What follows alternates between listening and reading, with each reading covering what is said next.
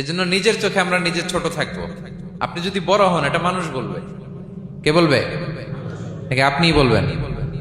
বলা যাবে না। এবং বিষ্ণু ইসলাম কিছু টেকনিক আমাদের শিখিয়েছেন, কিছু টেকনিক আমাদের জানিয়েছেন। এই কাজ করলে তোমরা অহংকার থেকে মুক্ত থাকতে পারবে। এর মধ্যে একটা হচ্ছে আগে আগে সালাম দেওয়া। তিনি বলেন, আল বাদিউ বিসসালামি বারিউম মিনাল কিবর, যে আগে আগে সালাম দেয় তার হৃদয় থেকে আল্লাহ অহংকার তুলে নেয়। আগে সালাম পারবেন? ফোন করলেই আগে কি বলবেন? বাসায় ঢুকেই আগে কি বলবেন?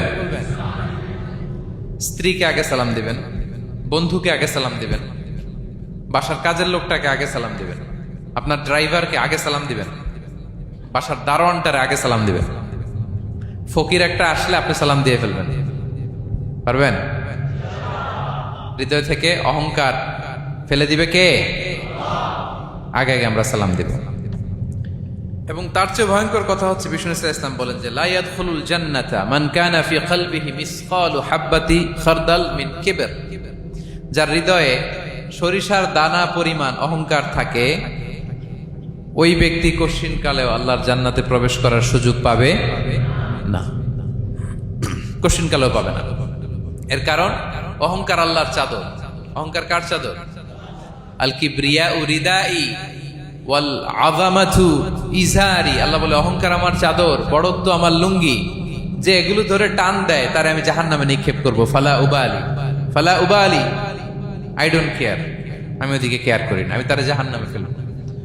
সো অহংকার আমাদের সাজে না। আমি শুরুতেই তো বললাম, আমাদের লাইফ সার্কেলটা একটু দেখাইলাম না যে ছিলাম কই। অস্তিত্বহীন থেকে দয়া করে মায়া করে তিনি আমাকে অস্তিত্বে এনেছেন। কত ছোট্ট, কত ক্ষুদ্র, কত নগণ্য, কত দুর্বল ছিলাম আমরা। আবার যৌবনের একটা পিরিয়ড কাটিয়ে, যৌবনের সময় তো কতটা দুর্বলতা বললাম, আবার সে দুর্বল, মানে দুর্বল থেকে দুর্বল। এই হচ্ছে আমাদের লাইফ স্টোরি, লাইফ হিস্ট্রি। তাহলে অহংকার আমাদের সাজে।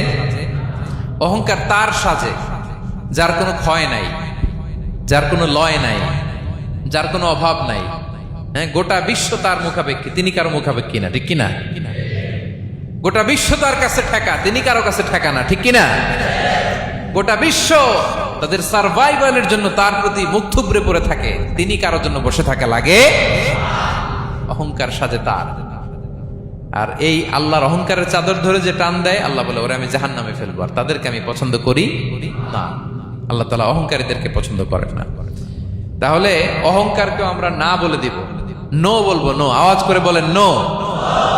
শুধু মুখে মুখে নো নাকি অন্তর থেকে? এই তো আজকের দিওয়ান কুলিয়ার বাইরে ফেলে দিছি আমরা অহংকার। কি বলেন পেনাঙ্গের ভাইরা? আর অহংকার করব? আপনি বিনয়ী হন। মান তাওয়াদা তারাফা, বিষ্ণুই বলেন যে নিচু হয় আল্লাহ ওর টাইনা উঁচু করে।